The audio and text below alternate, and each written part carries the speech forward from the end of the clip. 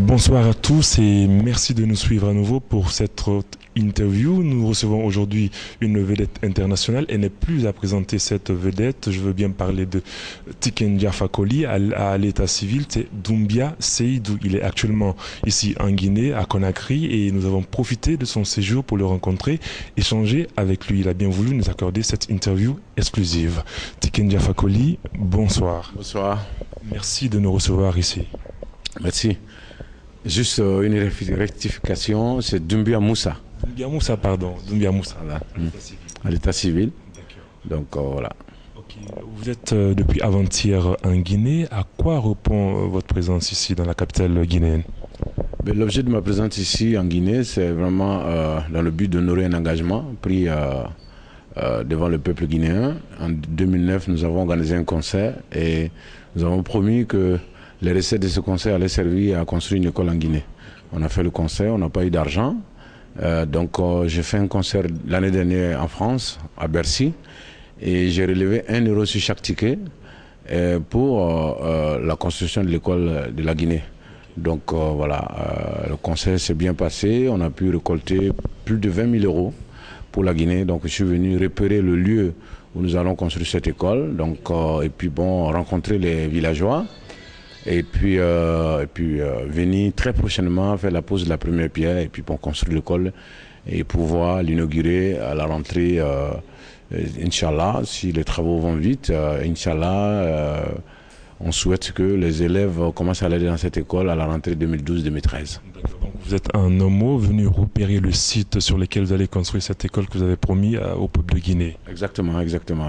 La tournée, c'était en Guinée, en Côte d'Ivoire et au Burkina Faso. Dieu merci, l'année dernière, nous avons inauguré l'école du Burkina Faso.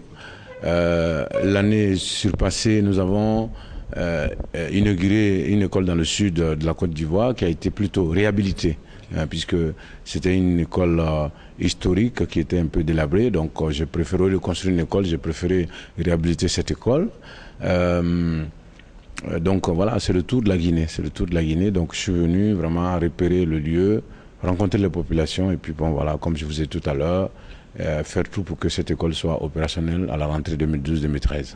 Au cours de ce séjour, vous profiterez pour donner un concert. Est-ce que c'est prévu? Est-ce que c'est sur le liner? Non, il n'y a pas de concert prévu cette fois-ci. Il n'y a pas de concert prévu, mais je souhaite organiser une tournée nationale en Guinée, une tournée nationale de réconciliation, de paix et d'unité, parce que la Guinée a beaucoup lutté pour la démocratie. Aujourd'hui, la démocratie est une réalité en Guinée. Il y a un chef d'État qui a été élu, il y a une opposition, il y a les élections législatives bientôt. Donc voilà, cette tournée, ça serait parler de l'importance de la démocratie que les Guinéens ont acquis dans le sang, puisqu'il y a eu beaucoup de personnes qui sont mortes à cause de cette démocratie. Et donc on leur dit qu'ils ont ça en main aujourd'hui et qu'il faut qu'ils tiennent ça pour ne pas que... voilà, il faut pas qu'ils lâchent ça, quoi. Vous parliez de démocratie, on le sait, vous vous êtes impliqué pendant le second tour ici en Guinée à travers des sensibilisations, à travers des lyrics, à travers des featuring avec les artistes locaux. Aujourd'hui, quel est le regard de l'artiste sur l'évolution de la situation politique en Guinée? Bon, je pense que, voilà, comme je le disais, il y a un chef d'État qui est là, une opposition, bientôt les législatifs, chacun s'exprime, chacun donne son avis sur la situation. J'ai écouté les radios depuis que je suis là, je trouve que les gens disent en tout cas ce qu'ils pensent, et donc c'est ça aussi la démocratie, donc je pense que... je ne veux pas vous dire que la démocratie guinéenne se porte bien, mais je dis que aujourd'hui... moi, la situation elle est sûrement différente que sous le régime militaire de Lansana Conté ou de Dadis Camara ou en tout cas tous les militaires qui se sont succédés. Le fait déjà qu'il ait un civil au pouvoir, qu'il ait une opposition, voilà, c'est déjà une bonne chose. Donc il faut que le peuple guinéen s'accroche à ça. Il ne faut pas que quelqu'un vienne leur arracher ça. Il faut qu'il s'accroche à ça. Il faut qu'il ait des débats d'idées. Il faut arrêter les critiques bidons, mais il faut qu'il y ait des débats d'idées, des échanges d'idées, et que ceux qui ont envie de s'exprimer s'expriment. Si des femmes ont envie de marcher, qu'on les laisse marcher. Si des jeunes ont envie de marcher, qu'on les laisse manifester. Si des étudiants ont envie de manifester, qu'on les laisse manifester, etc. Et donc je pense que c'est ce que je souhaite aujourd'hui à la jeune démocratie guinéenne. Okay. On va rester sur le chapitre politique. 6 mois après la présidentielle, les Guinéens devaient partir aux législatives depuis lors, bientôt 2 années, toujours pas de législatives. Un mot par rapport à ce retard? Je souhaite simplement que les Guinéens aient les élections le plus rapidement possible. De toute façon, c'est dans l'intérêt même du chef d'État actuel que ces élections aient lieu et qu'il y ait un parlement et que ce parlement puisse avoir un regard sur la gestion du pays. Et je pense que ça y va de la crédibilité de la démocratie guinéenne, ça y va je pense que ça va crédibiliser encore plus le chef d'État élu. S'il y a un parlement qui s'exprime, etc., je pense que c'est dans l'intérêt de toute la Guinée. Et donc, voilà, je souhaite que ces élections soient organisées le plus rapidement possible parce que c'est vrai que ça a un peu tardé. La Côte d'Ivoire était en retard, mais la Côte d'Ivoire, aujourd'hui, les élections ont eu lieu. Le président de l'Assemblée nationale est élu.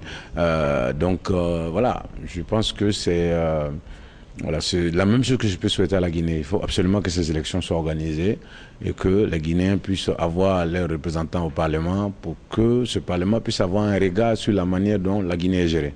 Vous parliez tout à l'heure du chef d'État actuel, je parle du président Alpha Condé. À l'époque, on le sait, lorsqu'il était opposant, il avait été incarcéré par le président Lansana Conté. À l'époque, vous l'avez soutenu en sortant, en lui dédiant un morceau. Et depuis lors, est-ce que vous vous êtes rencontrés? Quels sont vos rapports avec l'homme, le chef de l'État aujourd'hui? Je n'ai pas de rapport particulier avec le président Alpha Condé. Vous l'avez dit, le président Alpha Condé était un opposant historique qui a été emprisonné par Lansana Conté. Donc, moi, en tant que rugbyman, mon devoir, c'était de dénoncer son incarcération. Donc, c'est ce que j'ai fait à travers ma musique. Et Dieu merci, quand on a sorti cet album, il est sorti 6 mois après.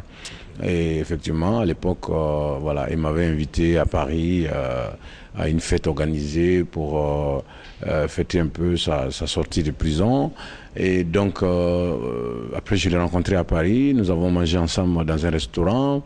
Et puis, quand je suis venu ici, entre les deux tours, j'ai rencontré Sidia Touré, j'ai rencontré Cellou Dalein, j'ai rencontré bien sûr le président Alpha Condé en tant que candidat au deuxième tour. Et mon message a été le même. Ce que j'ai dit à Cellou, c'est la même chose que j'ai dit à Alpha, c'est la même chose que j'ai dit à Sidia, c'est la même chose que j'ai dit à Mokhtar Diallo. C'est la même chose que j'ai dit à tout le monde. La paix pour la Guinée, la stabilité, ce qu'on souhaite est que les élections se passent bien sans qu'il y ait des morts encore, etc. Donc ça a été le même message partout. Et donc depuis que je l'ai rencontré entre les deux tours, je ne l'ai pas encore rencontré. Il n'y a pas de rapport particulier. Moi, j'ai fait mon travail, j'ai fait ce que je devais faire. Je trouve qu'il était injustement incarcéré et que mon devoir, c'était de dénoncer ça. Et c'est ce que j'ai fait. Et puis bon, voilà, j'ai dit que la prison ne lui fera rien et qu'un jour, voilà. Et donc, c'est pas une prophétie, c'est pas une vision, mais simplement que j'ai dit ce que je devais dire à l'époque et Dieu merci, il est sorti de prison et il est même chef d'État aujourd'hui. Donc, voilà, je suis simplement heureux, mais il n'y a pas de rapport particulier.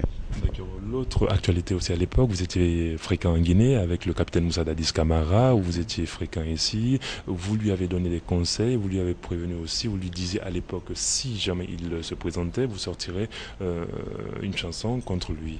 Vous ne l'avez pas fait. Effectivement, je ne l'ai pas fait. J'avais promis de faire une chanson et je pense que le fait qu'il n'est pas allé jusqu'au bout, c'est-à-dire que voilà, il a peut-être dit qu'il allait se présenter, mais finalement, il ne s'est pas présenté parce qu'il y a eu des trucs. Je pense que si effectivement il avait organisé les élections qui s'étaient présentées, effectivement, j'allais monter au créneau. Mais donc tout le monde sait la suite des choses, mais je pense que ce qui lui est arrivé, malheureusement, voilà, c'est parce qu'il n'a pas écouté nos petits conseils. S'il avait écouté les modestes conseils, s'il avait respecté effectivement l'engagement qu'il avait pris devant nous, parce qu'il avait dit non, ils sont là pour mettre de l'ordre, après ils vont partir. Bon, voilà.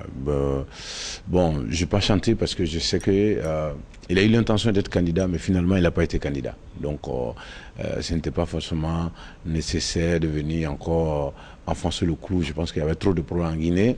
À partir du moment où les choses étaient mélangées, il ne fallait pas enfoncer le clou. Il fallait maintenant aider les Guinéens à sortir de cette situation. Et c'est pourquoi je suis venu entre les deux tours pour apporter ma contribution à aux Guinéens pour que la Guinée puisse sortir de cette situation. Et Dieu merci, il y a eu les élections. Bon, voilà. Et puis aujourd'hui, la Guinée, qu'on veuille ou pas, la Guinée est sur le chemin de la démocratie, même si rien c'est pas parfait, mais il y a un président qui est reconnu par la communauté internationale, il y a une opposition qui est reconnue par la communauté internationale et qui ne se laisse pas forcément faire. Donc j'ai écouté la radio, je sens que les gens s'expriment, je sens que donc c'est très bien.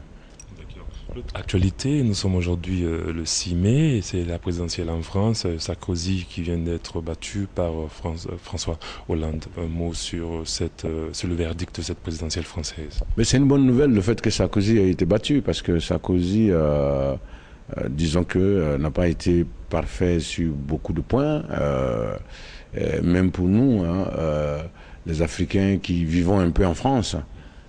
C'était très très dur. Moi je vais vous raconter une histoire. J'ai cherché un visa pour ma femme et mes enfants. On m'a refusé le visa plusieurs fois. Okay. J'ai écrit à M. Sarkozy pour lui dire que voilà, je suis quand même Tiken Jah Fakoly, je suis un cadre africain. Voilà, j'ai 3 disques d'or en France, j'ai une victoire de la musique qui est la plus haute distinction dans le métier de la musique en France. J'ai été moi-même... j'ai reçu un courrier où le gouvernement français m'a adressé qui envisageait me décorer comme chevalier dans l'ordre des arts et de la culture, etc. Et donc j'ai exprimé tout ça dans le courrier pour envoyer la lettre à M. Sarkozy. M. Sarkozy a envoyé mon courrier à Claude Guéant, qui est le ministre de l'Intérieur. Donc, M. Claude Guéant, ministre de l'Intérieur, m'a répondu comme quoi ils ne vont pas accorder le visa à ma femme et mes enfants parce qu'ils ne sont pas sûrs que mes enfants et ma femme vont retourner en Afrique. Donc voilà, c'est pour dire que c'est une humiliation. Ça veut dire que même nous qui avons réussi, même nous qui sommes parmi les élites africaines, il y a toujours... une manière de nous humilier, tu vois. Donc, mais ça c'est moi. Mais c'est général, je pense que même pour les Français, Sarkozy leur a menti parce que toutes les promesses qu'il a faites, il y a beaucoup qui n'a pas respecté. Donc, il n'y avait pas de raison qu'il soit reconduit. Et je pense que c'est ce que la majorité des Français ont décidé de faire, donner une correction à cet homme. Il y a aussi le bordel qui a été foutu en Libye, dont les pays comme le Mali ont payé la facture, et Sarkozy n'a pas officiellement opté pour soutenir le Mali, et sachant que c'est lui qui a allumé le feu en Libye. Bon, donc c'est juste des détails comme ça que je donne. Moi je suis parmi ceux qui pensent que Gbagbo mérite ce qui est arrivé, donc je ne vais pas le critiquer par rapport à ça. Et je pense que les Ivoiriens étaient coincés pendant 3 mois, il n'y avait plus rien à manger, il n'y avait pas d'eau potable, il n'y avait pas presque d'électricité. Et donc on ne va pas accuser un blanc d'avoir débloqué une situation qui était coincée entre les Africains. Et je pense que ce qui s'est passé en Côte d'Ivoire, je m'exprime là-dessus, je dis simplement, je ne dis pas merci à l'armée française, je ne dis pas merci à Sarkozy, mais je dis que on est voisins, quand c'est coincé, celui qui peut décoincer la situation fait ce qu'il a à faire. Je pense que s'il n'avait pas fait ça, effectivement, peut-être que c'est là que j'allais l'en vouloir. Mais bon, c'est bien qu'il soit parti. On va voir ce que Hollande va faire par rapport à la France-Afrique. On va voir ce que Hollande va faire par rapport aux relations entre la France et l'Afrique francophone. On va voir ce qui va se passer.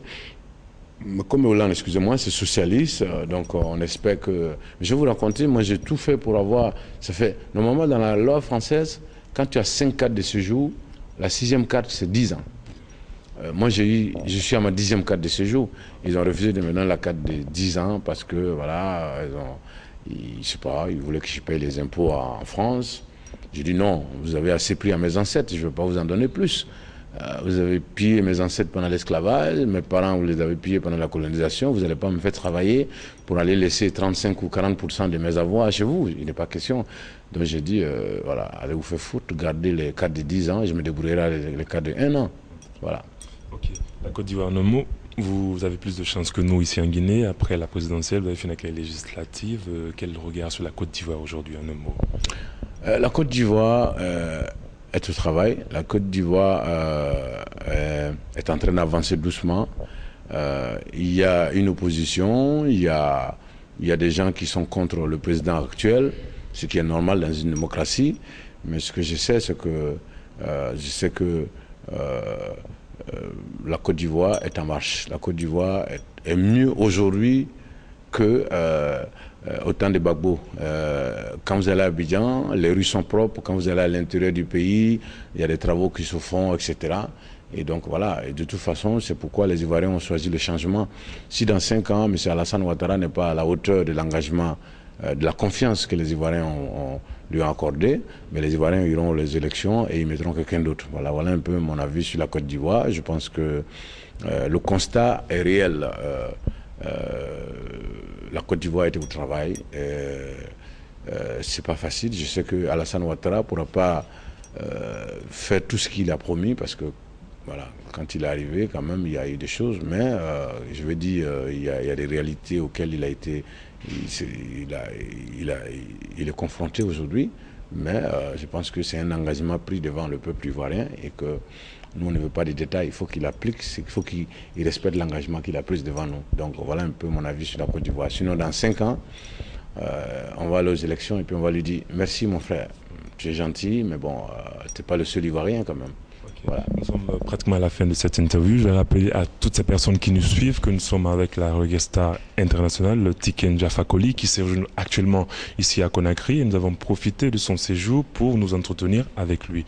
Nous revenons au Mali qui vous a accueilli pendant un petit moment. Le Mali traverse aujourd'hui une crise vraiment aiguë. Avec du recul, que pensez-vous de la situation qui prévaut actuellement à Bamako et au nord du pays? Le Mali, c'est un grand gâchis. Un grand gâchis parce que les problèmes étaient au nord, puis il y a des gens qui se sont débrouillés pour en amener au sud. On a dit de tirer le fusil au nord, ils ont tiré au sud.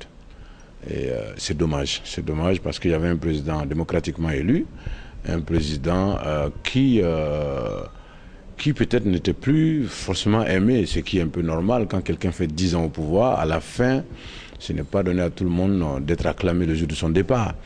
Mais ça ne valait pas un coup d'État. Il ne fallait pas qu'il y ait un coup d'État parce que le processus démocratique du Mali est âgé de 20 ans. Depuis 1991, le Mali s'est engagé dans un processus qui avait donné des fruits, puisque le Mali aujourd'hui, en tant que pays moins riche que la Guinée, moins riche que la Côte d'Ivoire, le Mali aujourd'hui, c'est vrai que les infrastructures routières de la Côte d'Ivoire c'était depuis le temps de Houphouët-Boigny, mais le Mali a quand même fait un bond en avant grâce à ce processus démocratique. Et donc c'est dommage que ce processus ait été stoppé par un coup d'État, le coup d'État le plus insensé du siècle. Le coup d'État anormal, le coup d'État humiliant, parce que humiliant devant les Occidentaux, qui vont dire mais ces gens-là c'est des zozos. Comment vous pouvez faire un coup d'État à 37 jours des élections? Donc c'est dommage ce qui est arrivé au Mali. Le Mali vient de faire un bond de 5 ans en arrière, mais 5 ans s'ils organisent les élections très vite et qu'il y a un président qui a un grand pouvoir sur tout le monde et qui reprenne le chemin tout de suite du développement comme ATT est en train de faire. Sinon, si les élections ne sont pas faites avant 1 an ou 2, alors le Mali, on peut dire que le Mali a fait un bond de 20 ans en arrière. Parce que ça voudrait dire que le Mali est instable. Et quand on parle d'instabilité, tant qu'il y a instabilité, les investisseurs ne viennent pas. Parce que tu vas venir investir des millions, et puis 2 ou 3 jours, il va y avoir un coup d'État ou quelque chose. Donc voilà, c'est dommage ce qui arrive au Mali. Moi, c'est un pays qui m'a adopté, un pays que j'aime beaucoup. Je ne veux à aucun moment avoir des soucis, même avec un chien ou une poule malienne. Mais c'est dommage. C'est vraiment regrettable ce qui arrive au Mali. Et c'est pourquoi j'ai dit qu'il faut que les Guinéens s'accrochent à la démocratie. Parce qu'il n'y a que la démocratie qui donne la parole au peuple. Aujourd'hui, le peuple malien est pris en otage. Il n'a plus la parole, hein, c'est fini. Jusqu'à nouvel ordre, le destin du Mali sera décidé soit à Koulouba, soit à Kati, soit chez le Premier ministre. Mais le peuple même ne peut plus s'exprimer puisque voilà, ce qui permettait au peuple de s'exprimer, c'est parti à l'eau. Donc c'est vraiment dommage. Donc j'ai pris pour ce pays. Je souhaite que ce pays retrouve le chemin de la stabilité. Dernière question, à un certain moment donné, l'atmosphère entre vous et Alpha Blondy n'était pas au beau fixe. Depuis un certain moment, depuis un petit moment, des tractations avaient été menées de part et d'autre pour que vous puissiez vous réconcilier. Qu'en est-il de vos rapports aujourd'hui? Entre Alpha Blondy et moi, tout va bien. Tout va bien. On s'appelle de temps en temps pour avoir des nouvelles. On a même fait un duo ensemble qui doit sortir. C'est Alpha qui l'a produit, donc on ne sait pas quand est-ce qu'il va sortir ce duo. On s'appelle. On s'est appelé à la fin de l'année. Et puis quand il y a eu la situation au Mali, Alpha a cherché à savoir où j'étais, est-ce que je me portais bien. Donc c'est pour vous dire que ça va. Ça va. Moi j'ai toujours souhaité que ça aille bien entre Alpha Blondy et moi, parce que nous faisons du reggae, notre rôle c'est d'éveiller les consciences, c'est d'éduquer, c'est d'informer, donc il faut qu'on soit crédible. Il faut qu'on soit crédible, il faut qu'on soit en accord avec ce qu'on dit dans nos chansons. Donc on ne peut pas demander aux Africains d'être unis, de se rassembler, et puis nous on va faire la guerre, nous en tant que les messagers. Donc pour répondre à votre question, je dirais qu'entre Alpha Blondy et moi, ça va. Ça va, il n'y a pas de problème, et j'espère que ça va durer. J'espère que ça va durer. On ne va pas en boîte ensemble, parce qu'on n'est pas de la même génération, mais ça va. Ça va. Un dernier mot à l'endroit de toutes ces personnes qui nous suivent, à l'endroit de tous ces Guinéens qui sont à l'étranger et tous ces Guinéens qui sont ici. Ce que je voudrais dire aux Guinéens, qu'ils soient à l'étranger ou en Guinée, c'est de s'accrocher à la démocratie. Avec la démocratie, ils ont pris le pouvoir. Et donc, c'est à eux maintenant de jouer. Avant, on a joué avec eux. Maintenant, c'est eux qui peuvent jouer avec ceux qui vont se succéder à la tête de leur pays. Celui qui vient au pouvoir et qui fait des promesses, qui ne respecte pas ses promesses, après les 5 ans, vous allez aux élections, vous le virez, comme on vient de virer Sarkozy aujourd'hui. Allez, tu rentres à la maison et puis on met quelqu'un d'autre. Et donc, il n'y a que les Guinéens qui peuvent faire ça. Donc, c'est la démocratie qui peut leur donner cette possibilité. Il faut qu'ils s'accrochent à ça. Ils ont connu les régimes militaires. La Guinée est l'un des pays les plus riches de la sous-région. Ce n'est pas normal que la Guinée se trouve dans cette situation de pauvreté. Donc, mais pour que les dirigeants puissent bien travailler, il faut que le peuple se fasse respecter. Il faut que les gens arrêtent les griotismes tout le temps, en train de chanter, en train de chanter les louanges. Il faut que le peuple se fasse respecter. Et c'est ça qui peut amener les dirigeants à bien travailler. Hein. Et donc, c'est un pays que j'aime beaucoup. D'ailleurs, ma grand-mère, du côté de mon papa, vient de la Guinée. Voilà, elle vient d'un village de Guinée, dans la région de Branama. Donc je me sens quelque part guinéen. Elle était Keïta de la Guinée. Donc j'aime beaucoup ce pays et je souhaite que la Guinée s'accroche à la démocratie. Absolument. Il faut s'accrocher à la démocratie. Il faut arrêter de se tirer dessus. Dans ce pays, on a toujours vécu des choses où les Malinké et les Peuls étaient ce qu'on appelle Sinangouya. On disait, les Malinké appelaient les Peuls Machudo. Mon esclave, les Peuls appelaient les Malinké mon esclave, etc. Les Soussous, il y avait des plaisanteries entre tout le monde. Et je pense que c'est ce qu'il faut garder. Il faut arrêter. Nous ne sommes pas ennemis. Les Guinéens ne sont pas ennemis entre eux. Les Guinéens de Kipé ou de tel ou tel quartier de la Guinée ont les mêmes problèmes. Quand il y a le coupure d'électricité, ça se coupe dans tout Conakry presque. Quand il y a le manque d'eau, quand il y a des trucs, c'est la grande majorité des Guinéens qui ont ce problème-là. Donc, cette grande majorité doit se mettre ensemble pour se faire respecter, donc pour exiger de meilleures conditions de vie aux dirigeants. Et donc, c'est le message que je peux passer aux Guinéens. Merci à vous de nous avoir reçus chez vous ici. Merci. Et à très bientôt. Bonne chance dans votre carrière. Merci beaucoup. Voilà, nous étions avec la reggae star ivoirienne internationale Tiken Jah Fakoly qui est actuellement à Conakry ici en Guinée et nous avons profité de son séjour pour nous entretenir avec lui la situation politique en Guinée, en France, en Côte d'Ivoire, au Mali. Tous ces sujets ont été évoqués et il nous a expliqué les raisons qui ont motivé sa présence ici sur le sol guinéen. Merci à vous de nous avoir suivis sur Guinée News TV et à très bientôt. Merci à vous.